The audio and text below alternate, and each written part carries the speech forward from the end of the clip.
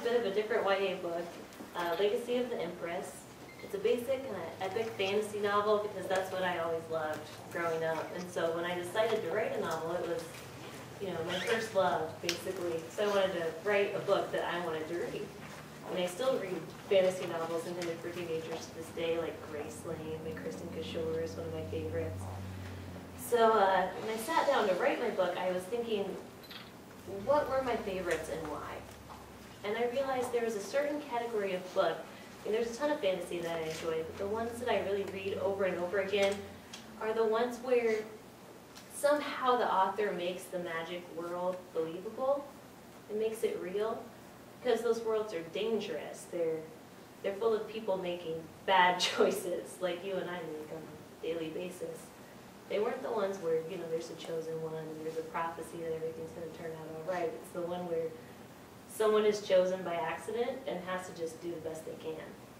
And so that's why I wanted to talk a little bit tonight about flawed characters. Because, obviously every character is going to be based on reality, otherwise they're not believable. But in fantasy, I think it's almost more important to make a character not some sort of katana-wielding, magical chosen one, but more relatable like the rest of us.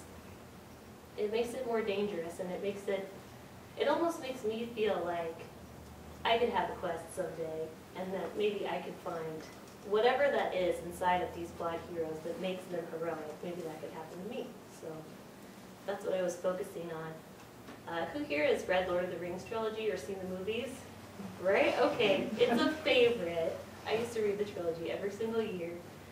And I think it's because Tolkien has a wonderful way of having those flawed characters who you love to follow and you love to see them make bad decisions. Pippin is my absolute favorite. You're like Pippin. Another Pippin fan in the front row. But Pippin is exactly what I'm talking about. At the beginning of the book, he's almost like painfully average for a hobbit. He's immature, he wants to be a hero and get all the glory and go with Frodo, but he doesn't quite know what it means. And he's like, wow, there's a lot of walking involved. Didn't really sign up for all the walking. So, and he screws the party over a couple of times and you don't know what's going to happen. A couple of times there's a right decision and a wrong one, and Pippin definitely chooses the wrong decision. But I think that's what makes him fascinating. And throughout the whole book, when I read it for the first time, I didn't know what was going to happen. I was sure Pippin was screwed, that Tolkien was going to kill him off. I was panicking. But this insignificant, immature character, became a man in front of our eyes during this quest. He saved Faramir, one of the most important people to Middle-earth at the end there. He was right on the front lines, helping Frodo save the world. And who was he at the beginning? He was just some guy, right? And I think that's fascinating. I love it in books when there might not even be a right choice, too.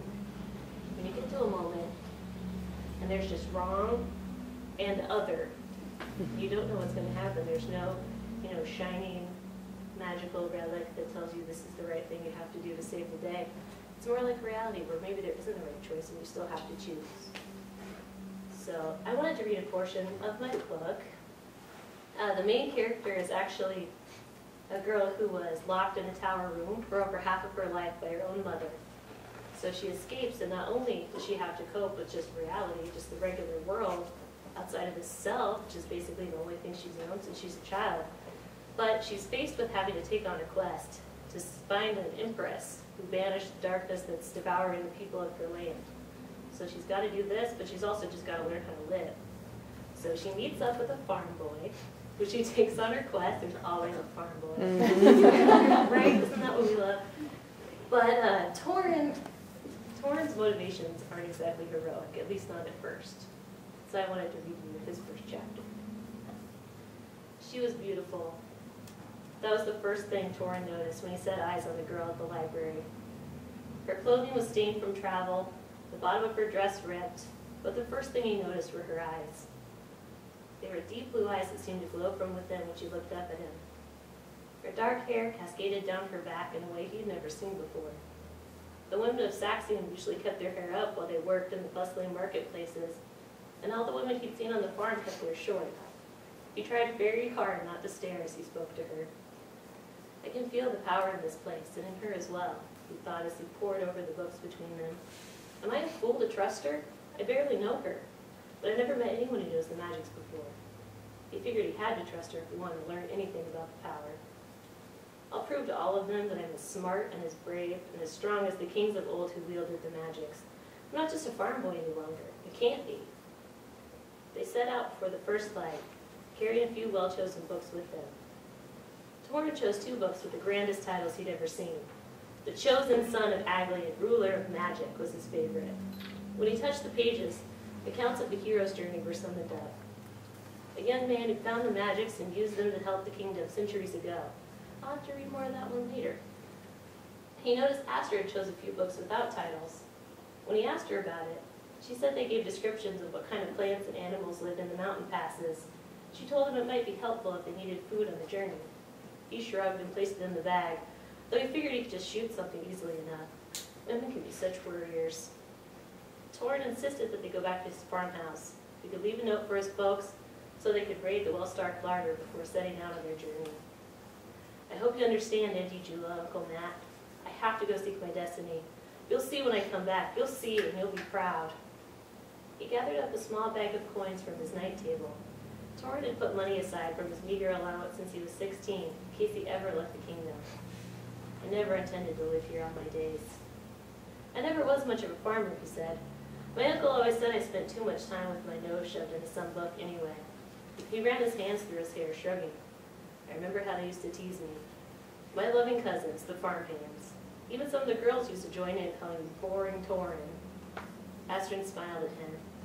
The way she looks at me. It's been a long time since a girl looked at me that way. I think she respects me. I hope you're ready for this, she said. I think it must be a hard road ahead. I still can't imagine why you'd want to come with me. I'm not even sure this will make a difference. I only know that I can't go back to my mother's castle. There's evil here, and if I can help stop it, I mean to try. What's your reason, Torin? I want a sword and a tale to tell my grandchildren. Besides, I raised sheep.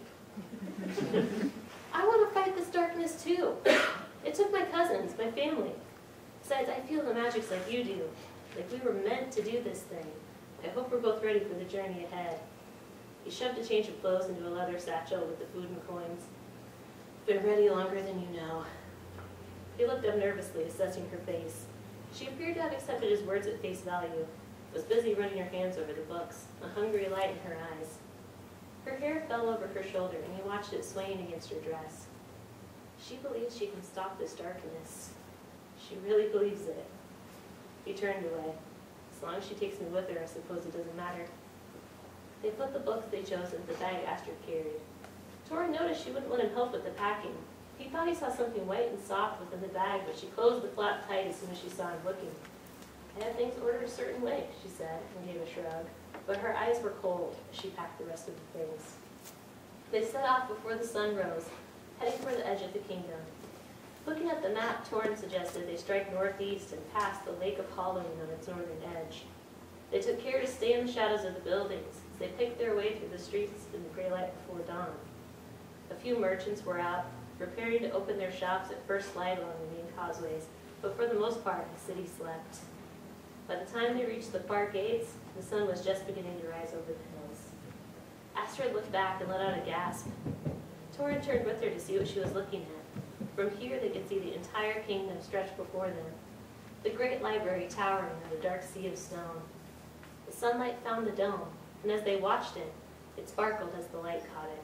The marble was shot with veins of gold and silver, as if those who created it wanted all eyes pulled there to celebrate the sheer of it. She looked back and saw Torin smiling. I knew there was something wonderful about that place, about my home, he said. I could feel the magic all my life, but no one ever would tell me what it was or what it meant. Finally, I just had to know. And then I met you. He looked sideways and met those dark blue eyes. They stood there a moment longer and turned and continued their trek into the hillsides, toward the mountain and adventure.